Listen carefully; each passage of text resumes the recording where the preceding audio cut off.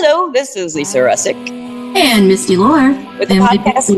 Oh, who's you? Who's you getting in there, all busybody? I'm just kidding. I have a question for you, Miss Guest. Emily, first of all, would you like to say hello? Me? Mm-hmm. Yes. Hello. Hello. And Hola. Emily, ¿Qué pasa? we have a question for you right away. Misty, would you like to ask her the question? Sure. Emily, do you think that we're all psychic? Absolutely. She does. Absolutely. Why do you think that? So. Okay, here's why. Because I know what you mean by are we psychic? And that is, do we have, some people call it supernatural, some people call it, they play with so many words. But for me, it's spirit, right? And we're beings, spiritual beings that have these abilities. But if you stay, I don't like the word brainwashed, but you know what I mean? Without questioning what you believe in. Right. If you stand strong on who you are and trust it, those things open up to you. You know what I mean? And I have stories that go back to when, I'll let you kind of guide me because I was kind of curious. Yeah, I was going to ask, were you raised with that kind of belief that to be that open-minded about things, or did it kind of come on to you or later in life, or did you take an interest in it and develop it, or was it always kind of there for you? This feeling of connected.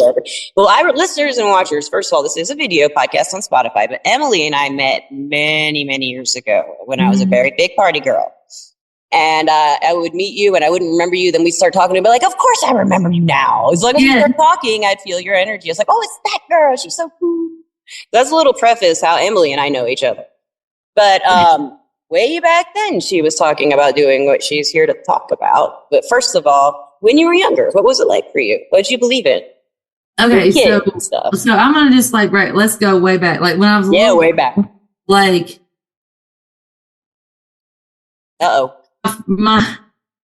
It wasn't until my friend Sarah told me that I was crazy and tripping and that it could be possible, but I would talk to what I knew as gnomes that were in houses, and they were in my house. And then when I got older, I found out that there are actual spirits that are in every carpenter work, and they're known as gnomes. But I was a little girl and I would talk to them. Cool. So Sarah was she came over and she was like, Emily, there's no gnomes in your wall, and made me feel stupid. So as a little girl, I quit it. But the way I was raised primitive Baptist, which is, I've got to clarify that. So, it's really cool, actually. What does that mean? Yeah. Primitive Baptists are people who say Jesus did what he did, and as long as you live by love, you don't have to worry about it. I was never taught about hell or fearing eternal damnation, because the primitive Baptist faith is that you came from love, you are of love. As long as you walk this life with love, you will have heaven on earth. And if you walk it with evil, you will have evil. But either way, you go back to where we came from, love. So when I saw this documentary, talking about all these people going to hell, I had to call my granddaddy because he was a pastor.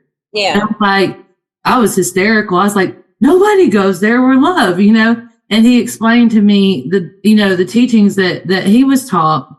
And so it calmed my entire spirit as far as any kind of fear of evil or all that stuff.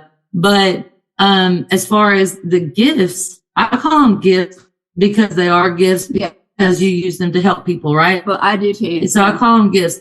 So it was when I was my first two experiences. There was a county road 301, and this is when stuff really started opening up to me when I was about 16. County road 301, you would fly down it and jump the hill. And when you jump the hill, you get airborne and you have to slow down before you get to the stop sign. Well, one night I had a vision. It was like a dream, a vision. And I jumped that hill and there was angelic light coming down the road. And in the middle of the road was this baby, but it was like a baby from heaven. And it was so real that I woke up with sweats. So the next day, I was driving. I always jump that hill because I'm a free bird, balls to the wall, dough dirt. Let's do this. That day I did not. And when I topped that hill, there was a little 5-year-old boy sitting right where I could have run him over. And I hit my brakes because I was going slow, and I could hear his sister screaming from the side of the road. And I was in all my metal stuff. So that was when I was like spike collars and everything. Have you ever seen a Southern chick get out of the car in spikes, go off with some kids? Cause I did. I was like, you know how many people jumped this road? You could have been killed. Where are your parents? Wow. You know, and that would be scary for a kid to have that come out of the car. Oh, dude. I probably worked it out. I was like, I'll get out. Just like so they were like, my dad's inside asleep. Well, homeboy better wake up because I just about had my whole life ruined. And then the second time something like that happened to me was when it involved my grandmother. And my grandmother and I were very, very close. She was the epitome of lady. I've tried so hard in my life to be that lady, but I'm a little rough around the edges. But I am a lady. Dadgummit, I've worked hard to be. But so my grandmother, I had a dream. And in my dream, I floated into my grandmother's house, which was next door, and my whole family was looking for her, and she had left. And I said, well, y'all can sit here, but I'm going to go find her. And this was another dream or vision. And then I walked outside and I heard, go to the creek. And remember, I tell y'all this because this ties into something pretty freaking cool. Go to the creek. So I go running, but I shape shift from me to a wolf. And I can see my paws racing in front of me all the way to the woods. And I lifted up this brush because I shaped it back into me as a woman. I lifted up the brush and her body floated up dead. And I woke up in cold sweats. Not even a week. A week here. My grandmother got really sad and had her feelings hurt. She took off with a ton of cash and a ton of meds. And nobody could find her, and everybody was in the house. I'm getting chills telling you this. Look, Misty. Woo! Oh God, yeah, my legs.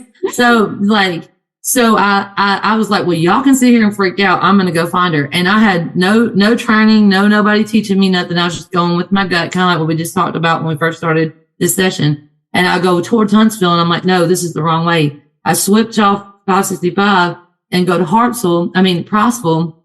I see my grandmother's car, and she let me in, and I stayed with my grandmother and kept her safe and alive till we could calm her down and get her back home. Where was she at the creek? Remember the creek? This is why the creek's important. So she was in the Priceville Hotel, and I stayed with her and just held her all night. Well, I'm going to go ahead and jump a little bit, but my grandmother on her dying deathbed told me, Emily, I said, Grandmama, why do I have these visions? Why am I so into native indigenous past?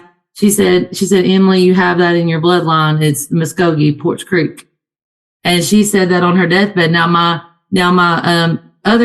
great aunts and stuff, they don't know nothing about that, but I have pictures of Nettie, which is my great grandmother. You look at her and she's definitely indigenous.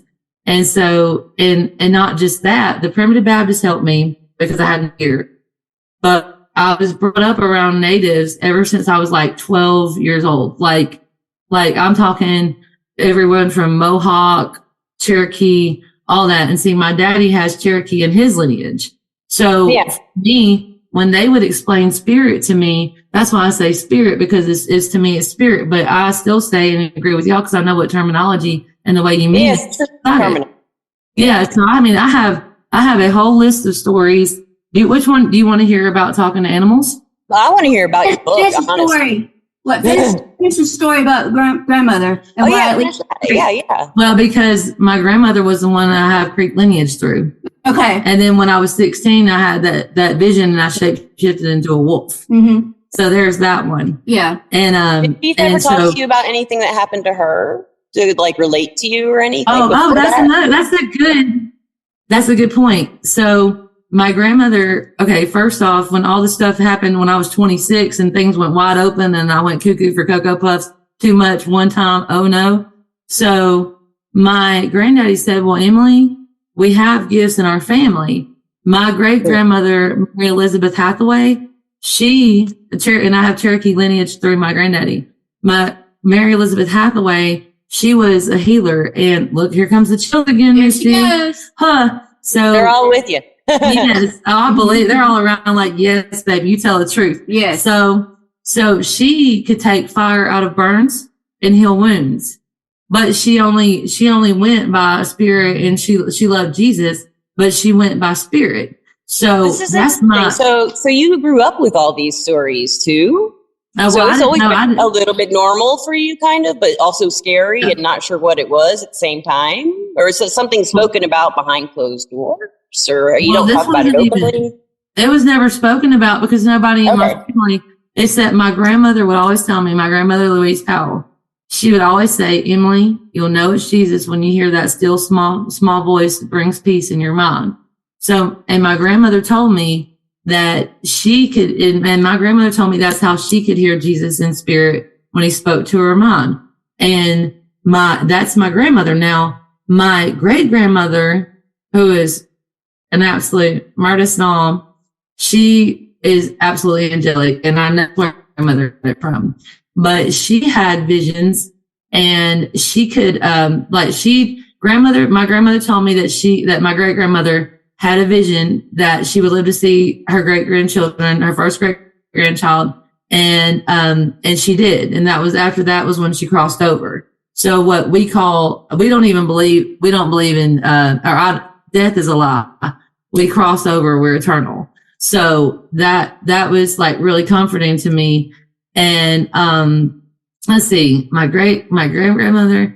Now my daddy, who is, I kind of want to interrupt for a second. Well, like we start off, we're all psychic and you've been discussing like heritage and we've discussed that on the podcast a lot. We're all psychic, but it seems like sometimes people who have heard of a heritage they have, or everybody would say like Native Americans are a very spiritual culture. And if we have Native American blood, we have a better ability to have the gifts. I don't know if that's true or not, but I don't agree with that. There's some places like people with Irish or British Isle blood, they seem to have like a fairy collection. You know what I mean? They always have fairies around. To me, anyway, it seems like they always have to say, but if I meet someone from Russia, they don't usually have fairies around. I don't know why that is. And I'm half Irish, so I can, kind of feel the fairy and the elemental energy a lot. And you probably can too. But what I'm getting at is it's very interesting. I think we can all get it'd be really cool if we could figure out what's happening, first of all, and then kind of show where these traits come from genetically, for real. I mean, if some people, like I'm more claircognizant, it just drops in the information. And some people are more clairaudient and they actually hear with their ear balls, things, hear things. I can hear it in my mind's ear, but it's like that. And I'll have to say it out long. So it takes a lot longer to say it than I get the information. You know what I mean? But some people actually hear the word, hear a voice. They can describe the voice, stuff like that. And I can't do that. It's just really interesting. I wonder if that would be something that people can pin down someday, what you're talking about, I think it would be really, really cool if we could figure out how, because I'm talking heritage just because I want people to understand where I'm coming from, but not because it's your heritage that gives you these abilities. No, each person. And how did you find out that all these people were into this stuff? Was it later in life or? Well, when I went cuckoo for Cocoa Puffs at 26, sister, my family was like, whoa, hang on. And so I'm explaining these things to my granddaddy and make this make sense to me, granddaddy. He was in his 70s at that point. And he was like, well, baby, your grandmother could do that. Your grandmother, like Mary Elizabeth Hathaway, she was a healer and could take fire out of wound. And all of that. And so it was, and then grandmother, when all this opened up to me, I'm like, this is how it happened. The exact words, you want to know them? I said, granddaddy, I don't hear voices. I hear spirits. And he was the preacher, that I'd always went to because he was so real. He don't lie. He never once lied to me. And he was like, well, and this is the exact conversation. He says, well, the Bible tells you to test the spirits. So when I got all kind of evil messing with me, whatever I would hear spiritually. I remember that from a long time ago. Yes. Whenever evil would mess with me, the way I would discern, discern, let's just base it down.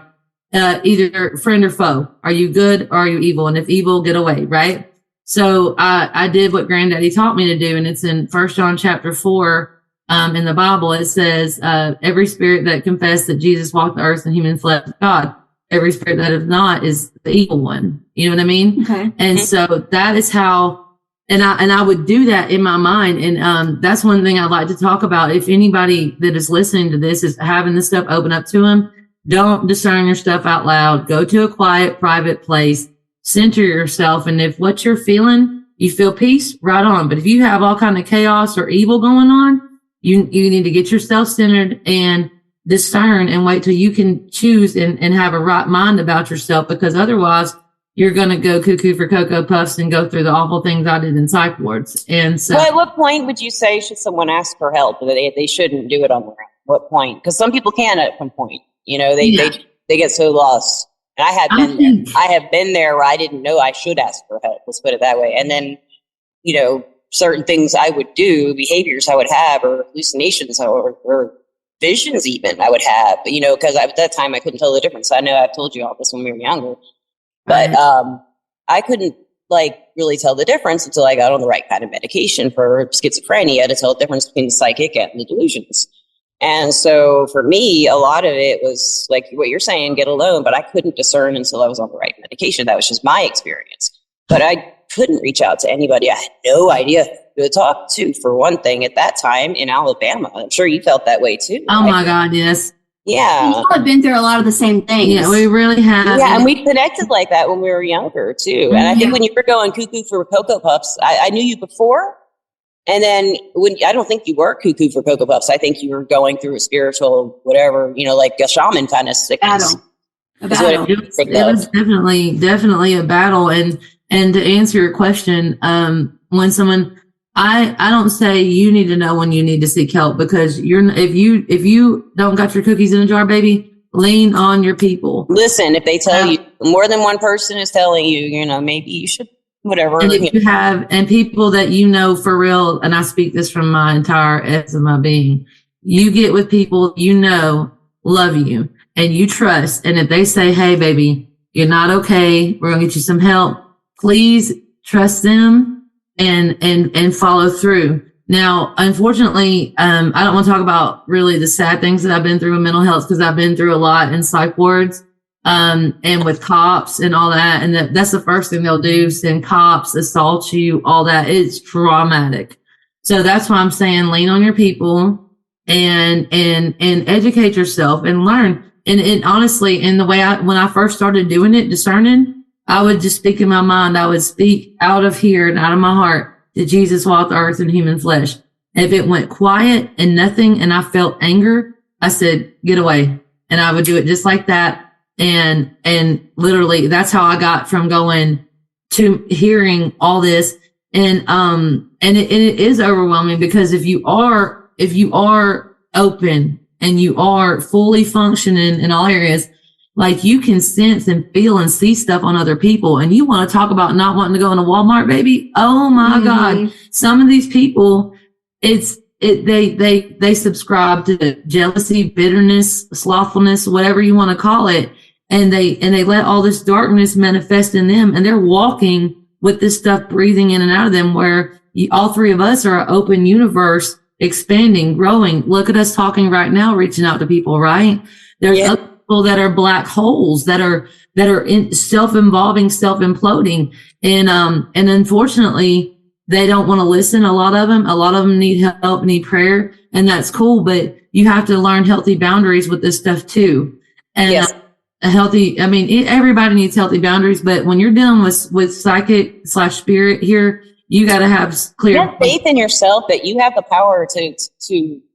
Yes. Everybody has the power within them to not be like controlled or anything. If we just knew that to begin with, we had the skills and techniques and then the knowledge that these things are out there, you know? Right. Like, we're all taught, for example, that police are safe, but they're not all safe, you know?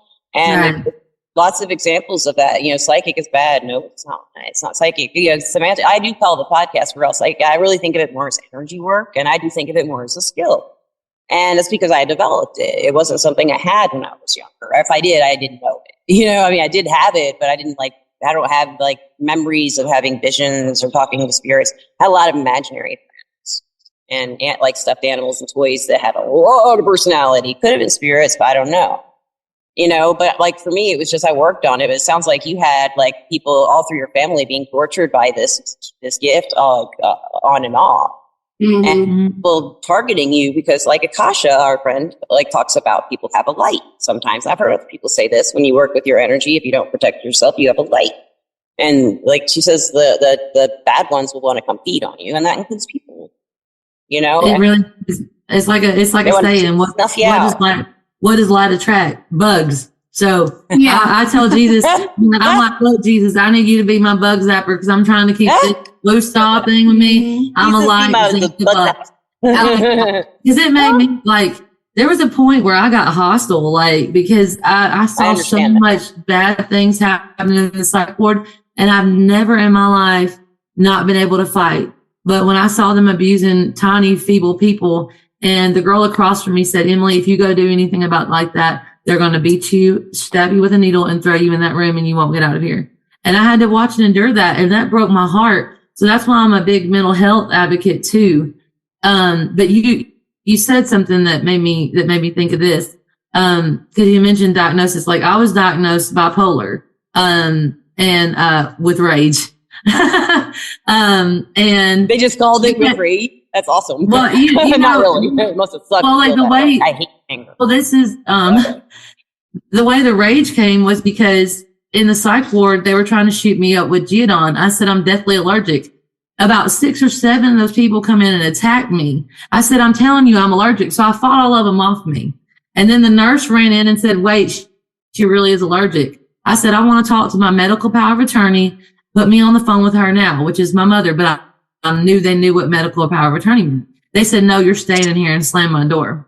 Whoa, so, like, you have a right there. You have a lawsuit if you wanted to do all that. Dude. She's working on it. Well, there's a lot to that. And so so the rage part, I was like, I had a therapist at the time called Bella, and she was a godsend, and I love her. And I looked at those drawers and I said, this is therapy, Bella, because you done assaulted me, locked me in a room, and I'm not allowed to call who I need to call.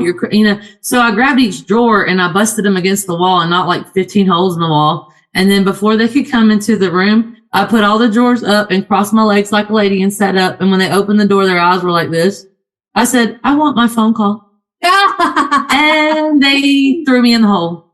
And it got even worse because they threw me in the hole. And then when the doctor, who only sees you for like 15 minutes out of a week, shows up, he said, Emily, I'm prescribing you 1,800 milligrams of lithium. I said, that's enough lithium to kill a horse. I swear, this is God's honest truth. That's not even, it's like 600 milligrams top dose twice a day, 600 milligrams. Isn't that right? Or that might be wrong. Something around in that area. And so he gives me this lithium, and I said, you're going to kill me, man. Like, you're going to kill me if I take this.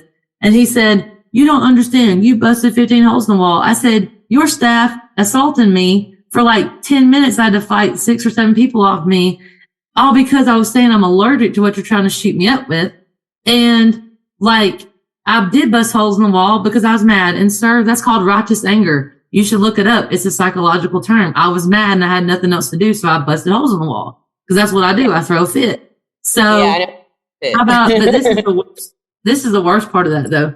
I got home and he had hoodooed my mom into believing I needed that much lithium. And she cried and she's like, Emily, please take it. I said, Mama, if I do, I'm going to have a seizure. Cause at the same time all this was happening, I was diagnosed epileptic. And so. Well, you're already taking other medications, I'm sure. And they don't just shove lithium at you if you're taking other medications. I don't think. I mean, I'm not a doctor, but that doesn't sound right. You're already on something. Like this is just so my mom. I said, okay, I'll take it. I'm not mad at you. She couldn't help it. She was just listening to the doctor. That night, I had a 35-minute long grand mal seizure in the bed with my mom. I woke up at 4:00 and she said she was panicking. She had tears. And when I snapped into myself and realized that I've been sick, she told me, baby, you've been like this for 35 minutes. She was calling the ambulance and everything. Like I've literally been through it. And I was like, they're trying to kill me even outside this place. I hate these people. Mm-hmm. But that was the seizures. The seizures kept happening. And I went to my granddaddy and I said, look, granddaddy, cause granddaddy took me to every appointment and they put like 18 nodules on my head. And granddaddy, like they got out the x-rays and there was nothing wrong with my brain. I said, granddaddy, this is spiritual. and I'm going to go talk to Daddy in heaven. Okay. I go outside barefoot in the sunlight with the earth. And I said, Daddy, okay, I will not live this way or that way. I'm not going to do any more drugs or party or nothing. Just don't take music from me, but please heal me. And I've not had a seizure in 10 years. There you go. Yes, yeah. There you go. I'm telling you, like, me and my friends have a joke. Because my friend, you know England, I'm sure. I think you'll know England. No, she doesn't know her. Okay. Well, I do. England is like rock star sister of mine. Well, she's like a rock star sister of mine. And like, we were on the back porch and she was needing a place to stay and I was. And here's another way this contributes to what y'all are doing. I was like, Daddy, but I say it really loud, like, Daddy. And she did it with me. And like, it wasn't even a week after that. She got an apartment she could stay in for rent free. Like, for her and her boy. She's such a rock star mom. Like, I just love her so much. Mm-hmm. And then I got a house too. So it's just cool how if you tap into psychic abilities or spirit, for me, spirit, everything blooms, but it does. Everything just blooms. But now you fought too, and you worked hard to get where you are now. And with help, and most of it you had to do deep down here, the hard work, the forgiving of these people. I mean, even if you have or not, I don't know, but that's like part of what I have to do to heal my rage. You know, is like forgiven. Is that what you said? Forgive, but not forget. You know, that kind of thing. Like, honey, I forgive. I haven't forgiven the people I'm angry at yet, but or the things I'm angry at. Really, I don't know how to. I don't really know what I'm trying to forgive. Let's put it that way. Because it's a long story about what I'm pissed off about, but. Anyway, I really want to hear about your book. I really want to hear about this before because we've been talking. I could talk to you. It's just like we always did at the parties in the day. We just sit and talk for like hours and hours and hours. Yes. Oh my gosh. So, okay, tell us about the book. What's it called? So the book is called that's Diary of a Black Rainbow. That's the first book. Yeah, this is the first one. My second one. Okay. I didn't know you had two. Okay, great. Okay, Diary of a Black Rainbow, and I'm going to say this with just like compassion towards myself. That's a beautiful name. Well, it was Diary of a Black Rainbow was a purge because I've been through so much trauma. And get this, I still wasn't on the right medication because, and this is why I say the doctor that I was going to, Dr. Al in Madison, he had me on 4 medications that caused memory loss for like 8 years and never told me that and told me it was just the seizures when he was just pushing pills on me. I know who that doctor is. Yeah. Well, I'm like, why can't I remember? Why can't I be the woman that I am? What is wrong with me? I have all this brain fog. And then I finally took it upon myself to face the music, look up the medications. I said, oh no, buddy. Oh, you made a lot of money off of me, but you stole about 10 years out of my life. So I'm not happy with you. So but I wrote that book while having brain fog. Half the book just disappeared on the computer when I was writing it. I had to rewrite it up. Oh, I remember that. Yeah. Yeah, I didn't have an editor. I didn't have anybody help me with grammar. And I tried to find someone. She took $1,000 from me and only moved 1 paragraph. I've been through it. But the beautiful thing about Diary of a Black Rainbow is it got all my anger out. And even though it might not be like pristine literature, it is still, that is part of me because my whole life I had to do that. You did it. So the Conscious Christian, the one that's out now, I'll bring my notebook about what to talk about. I didn't bring the book. It's okay. It's okay. You can look it up on Amazon. It's actually published by Lou Vickery, who is a godsend, absolute. He's an international bestseller. He is like used to pitch for the Cardinals. He is amazing, and he happens to be a distant cousin of mine. And so I was like, Lou, I'm gonna need you to help me here. So he gets the Conscious Christian Chronicles of a Jesus Gypsy is my hope, because I know what makes me angry, and it is that the people that say that they know Christ are not conscious followers of the way. They are religious scribes, Pharisees, tyrants, emotional tyrants, abusive people. And it drives me nuts to go to any church and hear hate being preached from a pulpit. Can't stand it. And it's just what they don't realize is they are being exactly what killed Jesus. And since I love Jesus and I see what is happening to people, I wanted to teach people about being a conscious follower of the way. And now in the book, I also talk about how to cleanse your house, how what I call the garden. There's a chapter in it called the garden, and it helps you go through the garden of your spirit, the garden of your soul, and bloom and cut off and prune. And I go through that. I love that metaphor. That's really cool. And then but at the front of the book, when people first open the book, they think it's going to be the spiritual journey. Well, the second chapter is that. But the first chapter is how, yet again, Emily ends up in a psych ward, because last year, I've not been in a psych ward in 13 years. Last year, I was bit by a tick and didn't think nothing of it, because I've been bit by ticks my whole life. And so for 3 weeks, I'm taking the meds I'm supposed to take that I'm regulated on. Cool beans, no worries. But I can't sleep. Well, I don't have sleep off and on for 3 weeks, and I finally snapped. And my family took me to psych ward. And so you had a physical problem, and they just assumed the worst. Yeah, I didn't even know how to tell them it was a tick bite. I'm like, that. Yeah, they assumed, okay, imbalance. Emily's not okay. I even wrote a Facebook post. I don't remember what's all on it, but it started off very angry. And I think it was everything that ever made me sad in my life that hurt the people that I love. And I called everybody out on Facebook. Like Mel, y'all know Mel, right? She was like, girl, I grabbed the popcorn at 2 a.m. I'm like, Melanie, that wasn't me. I would never say that about anybody. I would never, ever, ever want to hurt anyone for any reason, right? At all. But it was a very boisterous, like brutal post. And it's like, so my mom and them got me to Muscle Shoals Hospital on Avalon in Muscle Shoals.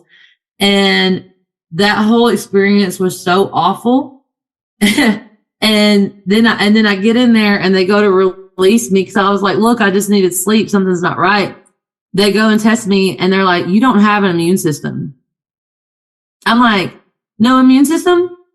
Okay, great. So if I get a cough, I could die, and you got me in this nasty ass psych ward. Sorry for cussing. No, yeah. But, so they said, what has happened? I'm like, they're like, have you been with anybody? I'm like, dude, I've been celibate for years. They're like, they started rushing anything, because this one nurse, she was just the bee's knees, and she was like, okay, what was that? I said, the only thing is I got bit by a tick on the back left side of my leg, and I showed her where the bite mark was. This really happened to me. She panicked, shoots me up to medical. The CDC comes in of Alabama and takes, like, I don't know how many, I felt like I was being sucked by a vampire, like 14 vials of blood because of this particular tick bite. What did they think it was? It was some weird word. I can't say, but the diagnosis was some weird long word, but it was from the tick bite. And the medical doctor helped me, but then I was still medically terrorized by the staff because they gave me lithium and refused to give me Zyprexa. So they intentionally kept me awake for 4 days on a medical floor. And my body was locking in pain. I had an IV explode in my arm, and it felt like fire. And I lost who I was for a second. I was so mad. I had hate out of me. That's ridiculous. I had hate. I was so mad because I got my phone back and I could tell my family what's been happening, because I was sexually assaulted in there too. And they did nothing. The nurse, I wrote all this out in the first chapter. The nurse that came in there, Stella, she explained to me that it was justifiable what the guy did. It's not his fault that he's told to do those things, and that I should stay away from him. I said, sweetheart, you should put him on one-on-one. You should put him on one-on-one, isolate him to a room, because for all the days I was there, he kept trying to pin me in my room, guys. Like, I'm not playing.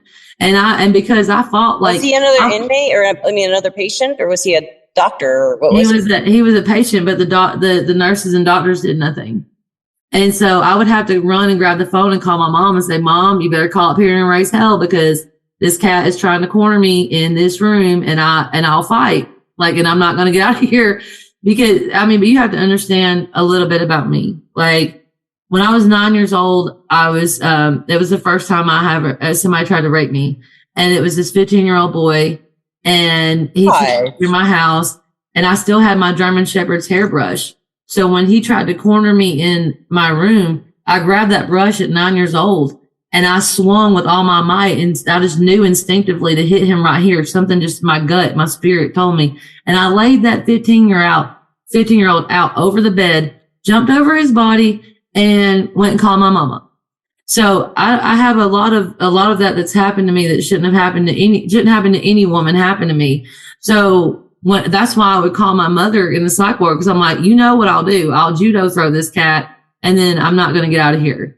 So it was a lot. But I made it out. I made it out right. How are you now? How are you coping with everything nowadays? How long ago that was the last time we were before? It was 13 years. And then when was this last time? 13 years of no psych wards. Yeah, it's 13 years of no psych wards. And then last year, tick bite psych wards. Last year. Okay. Yes. And then guess what? Did it trigger you to go backwards, or did you just pick yourself back up and keep where you were? I was blessed by Bishop Strong in Decatur. I called him. I'm like, look, man, I need to testify because some people don't have the story straight. And I'm going to lay the line down. So Bishop Strong is, the United Pentecostal Jubilee House of Prayer on State Avenue in Decatur. Like he passed me the mic, and my verse was all things, Romans 8:28, all things work to the good for those who love God. And I got up there and testified my story and told, like, hey, explain to the listeners and watchers. Some people don't know what testifying is in other culture, in other parts of the country. Right. That's a good idea. They're testifying. Explain that. Yeah, explain that to listeners who might not. So for me to testify, kind of like Rage Against the Machine, it's right outside your door. Just testify, baby. Yeah. Like, hey, testify means you grab that mic and you set that story straight. Period. Mm-hmm. You testify your truth to your heart, and you speak and have no fear, and the people that are meant to be with you will stay, and the ones that can't handle the truth will leave and fall off like leaves off a tree in autumn. And then in the church, testify means, look what I've been brought out of. This and that's me, this love that I have, how the source spirit, as you would call it, or God, or Jesus, how it saved you. And yeah, and I have a ton there. Like, I have so much that would contribute to like what y'all are doing, all these stories. Like, I have 13 years, so actually a lifetime written here that's just really simple in a paragraph. Like after all this happened, the weirdest stuff started happening to me. Like Mother Earth, like for first, let me clarify this for the listeners. So for me, the triune, we got a mama, that's Mother Earth. We got a daddy, the creator in heaven. And then Jesus, you can call him the Mashiach or Messiah, whatever. He saved and gave his life for love. So that's who I follow. So when I went through everything that I went through younger, I clung to Mother Earth. So when I mean I clung to her, I'm not joking. Like I did not want nothing to do with Jesus or our daddy in heaven, because I'm like, all these men have done this stuff to me. I don't know how to relate to them. I am sticking with my mama, and that's what I'm doing. And so when I experienced Jesus and everything, like, it was a whole new opening too, to like, hey, because where the earth cried out with Abel's blood, if you read it in the Bible, it talks about how she cried out with Jesus's blood. And every woman that's ever been done wrong and tormented through the Inquisition and anything, she cries. She's our mother, and I feel her and I love her so deep in my heart. Like, I'm gonna get teary-eyed. I love her that much. And I love Jesus, and I love our daddy in heaven. And I was like, I finally told daddy, I was like, look, dude, like, you would never do me wrong. You're the daddy that I have, that you would never do me wrong. You would never hurt me like these men down here have hurt me, And it's been a beautiful thing. But funny things that have happened, like, I went out to Caney Falls, and this ties into psychic ability. This is another one y'all gonna be like, no way. I'm out in the waterfall, and mind you, I got chased out by a moccasin, like years prior with my mom. And it was so funny. The only time my mom went with me out to Caney, I said, watch, Mama, this will be the only day a snake tries to mess with me. She's like, Emily, don't say that. We get out there, I get in the water. I'm like, yeah. All of a sudden I see a moccasin under the water fixing to come latch onto my foot. I look like a Jesus lizard coming up out of there. Like, I got touched out. My mom was like, before she could say Emily Snake, I was standing beside her, and my heart was like, Well, so years later, I got back out in Caney, because that's my church. That's my place. Bankhead, Sipsy. That's my heart. And I'm in the water, and I'm playing. And I said, thank you, Daddy, for not there being any. And before I could say snakes, I felt my head be moved to right here. And from me to where this screen is a long, fat copperhead. Oh. And it was beautiful. And I was like, hello. And And my friend Brandon that was with me, he's like, I'm going to kill it. So when he walked off to try to find something to hurt the snake with, I spoke in my mind, and this is the God honest truth. I spoke with my whole spirit to the snake. I said, snake, if you can hear me, he's fixing to try to hurt you. Go under that rock over there. And that snake, while I was in the water, a big fat copperhead slithered off that rock, went across the waterfalls, and got underneath the rock, another rock before Brandon. They know. Like it's like. I would say I have a little copperhead or snake spirit totem or something like that. Well, see, this is my dragonfly. Like I have dragonflies, and when when you think about snakes are so vulnerable. Misty, leave the room. No, hug your ears. But snakes have no arms, they have no hands, they have no legs. They just like a stick with a head. You know, I mean, they are real bendy, and they can do a lot of horribly terrifying things, seemingly. But they're so vulnerable, you know. I mean, their poison is their only weapon, and if they get lucky enough to strike you, you know. Right. And to us, it's just like so terrifying for having a snake. But I mean, to me, it just sounds like you have some snake medicine or something to offer. That's what Nate said. Oh my God, Emily and Misty, we need to get together, because I could just do this podcast all night long, and we don't usually have them go this long. So I'm going to go ahead and ask you, where can we find your books, and where can listeners find out more about you? Do you have a website, or do you have anything like that? Well, so these are the things I'm working on. I've been going to the Commodore in Nashville to get my music out there. I've been going there too. I went there twice. One time there. Didn't I tell you? Yeah. Tell me when you go there again. I'll come watch you. Because see, this is what I'm doing. I talked to Debbie, the sound lady, and I had to clarify, but like Liam, my friend's son that's autistic, he's a killer guitar player, but he has problems communicating with people, and he's always wanted to play on a stage. So I confirmed with Debbie this past Sunday that he can come, he can play, and I can do my music. So I'm on TikTok. It's just Peaceful Waters. If y'all want to know where that comes from, I was given that name when I was a little girl. It's Cherokee Amatohi. It's just Peaceful Waters. That's my native name, and a name that came to me that I was given, that I actually grew into. But I'm working on playing at the Commodore, with Liam, and he's a 13-year-old autistic boy. So he's going to get on the stage. And then my book is on Amazon. It's called The Conscious Christian Chronicles of a Jesus Gypsy. If y'all want to hear more about these stories, like there's tons of them in there. And I do want to clarify, because now that we're doing this podcast, when all this stuff happened to me, Eric messaged me, said, Emily, you're psychic. He said, you're psychic. You're not crazy. I said, psychic's not in the Bible. I'm not psychic. So I had this whole thing of, no, because I don't want to be a walking Lydia. You know what I'm saying? Yeah. Beetlejuice. Oh, I love it too. But at the time I was terrified. But I do want to endorse what y'all are doing, and I appreciate y'all so much letting me come on here. I'm glad you did. This is so nice. And listeners, watchers, I'll put links to her TikTok and her books on Amazon in the description of the podcast, and you can just click through, hopefully. And if y'all have any questions, you know. Yeah, she loves to talk. Listen, so she's got you have like wisdom for everybody in some kind of like area of your life from all the things you've been through to offer and relate to people on. Yes, you got. It's really cool. So, I also want to thank our sponsor, Everclear. Everclear is an advice app and website where you can get advice from psychics and empaths, so you can get the clarity you need to create the life you deserve. You deserve it. You deserve it. I'm an advisor on there under the name Lisa with a Leesa letter P. And Emily, last thing, let's ask for some advice from you. Do you have any advice for somebody who I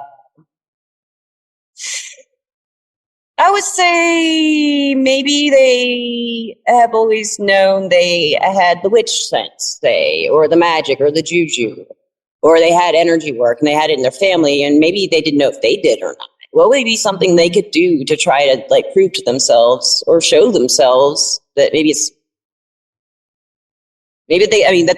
they have it and where they're working with it, and pointing it out to themselves? Where did that start, do you think, for somebody? Okay. I'm going to go back to what I said. Test the spirit. Make sure your spirit's straight. Good. And make sure you have. That was great advice. Yeah. and makes your peace. Because that's the one thing the evil one cannot, because there is an evil one out there. There is. And the only thing that he cannot mock, he can quote all kind of scripture from whatever text you want to go to, but he cannot mock the spirit of peace and love. He can't. So make sure you have yourself centered there. And if you're not coming from that area, then that's where you need to work on. Thank you so much, Emily. And thank you, Misty, as always. You guys are awesome. Thank you for having me. Thanks for so glad. Great to see you. So fun. We'll have you on again. I would love to come on because I have other things that are really deep and involved in all this, like that I could really contribute to what y'all doing. I'm down. Come back. Yeah, we'll have you come back for sure. We will have part two. Part two, yo. Part two, yeah. Listeners and watchers will have her. Maybe just be a regular storyteller. Stories. I would love that. I love to tell stories. Like stories with Emily. You're a natural writer anyway. You tell stories naturally. So anyway, listeners and watchers, we love you, and we're watching you too somehow. Remote viewing. We're all psychic. We're all psychic, and have a wonderful time wherever you may be. Peace out. Love. Bye. We love you. Bye.